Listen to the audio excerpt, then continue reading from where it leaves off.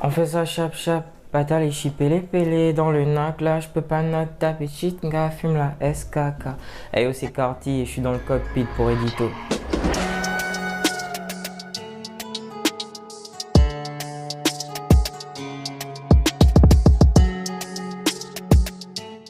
Bah Carty c'est parce que les gens m'identifiaient beaucoup à l'artiste américain Playboi Carti à cause de sa voix. Donc quand je faisais des freestyles ou quand je chantais, ça m'appelait le Playboi Carti, le Playboi Carti. Donc après je me suis directement identifié au surnom et ça donnait Carty.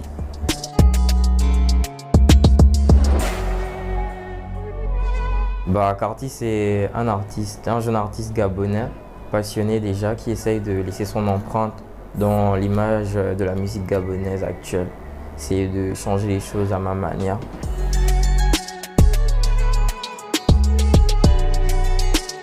Bah à la base je suis beaucoup plus ambianceur parce que en ce moment on est dans une période où on cherche à s'évader, tu vois. Donc j'essaye vraiment de faire évader les gens, essayer de laisser les problèmes, les soucis de côté. S'il faut encore venir rappeler ça dans les sons et tout, ça va. À un moment donné, le public ne s'évade pas. Mais évidemment, il se peut que j'ai un message à véhiculer, tu vois, forcément.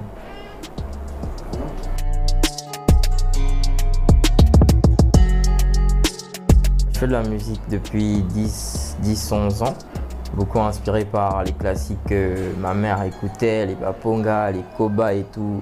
Donc je connaissais les chansons par cœur et au fil du temps, j'ai commencé à écrire et tout et tout. Mais j'ai aussi des inspirations étrangères, américaines comme A$AP Rocky, Playboi Carti, nigérienne, Burna Boy, Wizkid, gabonaise, Donzer, Mox, il y en a plein, il y en a plein.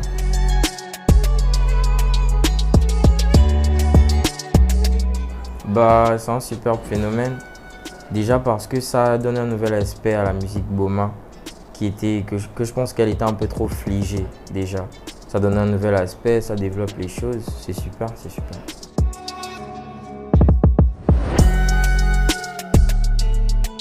Bah déjà c'est à cause de mes inspirations qui sont beaucoup nigériennes, ghanéennes, comme je l'ai dit plus haut. Et l'afro a ce truc d'africain là, tu vois. Parce que quand on peut être gabonais ou nigérien, l'afro ça nous parle, tu vois. Et emmener ça avec la sauce Boma, c'est carrément ouf.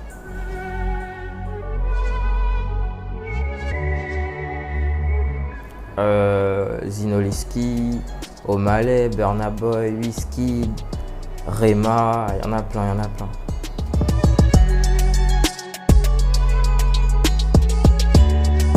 Bah la rencontre avec KLS, ça s'est fait au feeling, genre grand, petit et tout, carré. On se tamponnait dans les prestats, dans les shows, au studio et elle s'est faite toute seule, la connexion s'est faite toute seule.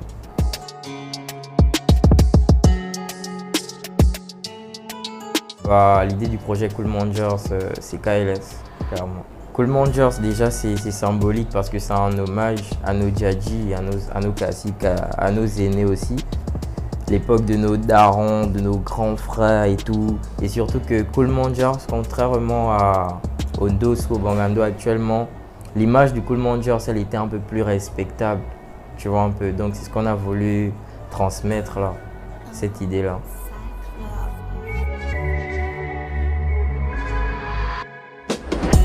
Pour moi, le meilleur titre du projet, c'est clairement le titre Il paraît que, parce qu'il a cette vibe du Boma là, mais aussi il téléporte en fait. Le projet, il téléporte. Le son, il téléporte. Mawa, c'est une expression qui renvoie à complètement, comment je vais dire, c'est chaud en fait. Quand c'est Mawa, c'est que c'est vraiment impressionnant, c'est extraordinaire. Si la petite journée est Mawa, c'est qu'elle s'est super bien passée, elle était ouf, elle était carrée.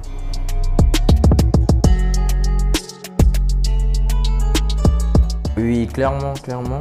Avant la fin de l'année 2022, je compte bien pousser un projet, un dur projet.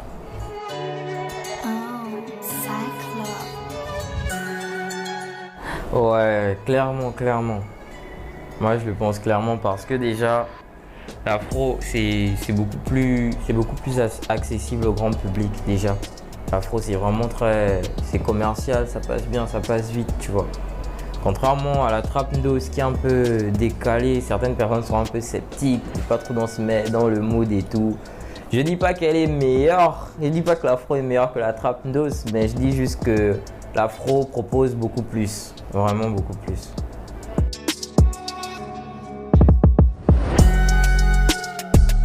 Bah si, il y a le stress qui est là, mais déjà je le fais par passion. Donc la passion prend le dessus sur le stress et ça va, je gère carré.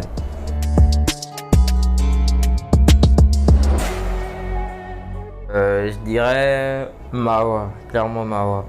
J'ai beaucoup travaillé sur Mawa parce que c'était le premier projet qu'on va dire Cham que j'aborde, tu vois. Donc j'ai beaucoup travaillé dessus et je suis vraiment fier du rendu.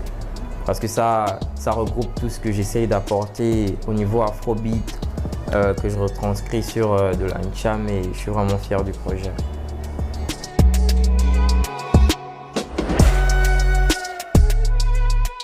Bah, les deux, ce sont mes grands frères, tu vois. Donc chacun m'a apporté ce qu'il a pu m'apporter, chacun à sa manière. Je ne peux pas faire de comparaison parce que ce sont vraiment des grands que je respecte beaucoup et je ne peux pas les comparer. Chacun à sa manière, il m'a vraiment beaucoup apporté, beaucoup.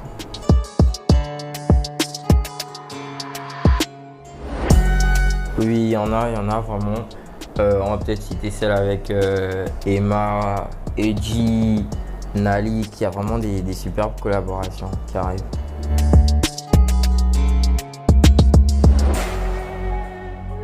Bon, je dirais Donzer, parce que pour moi, c'est l'artiste gabonais le plus complet de sa génération. C'est vraiment un grand que je respecte beaucoup, donc pour moi, c'est clairement un modèle.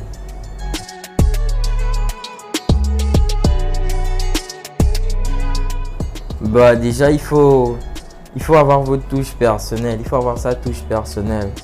Parce que c'est le bail, ce n'est pas juste de retranscrire ce qui se fait ailleurs, il faut donner une touche gabonaise à la chose surtout. C'est ça. Et de pas se laisser trop influencer par les dires et tout, parce que les avis diffèrent vraiment. Il faut être persévérant, créatif, original et surtout fort d'esprit, vraiment fort d'esprit. Et c'était Cartier, j'étais dans le cockpit pour Edito, carré.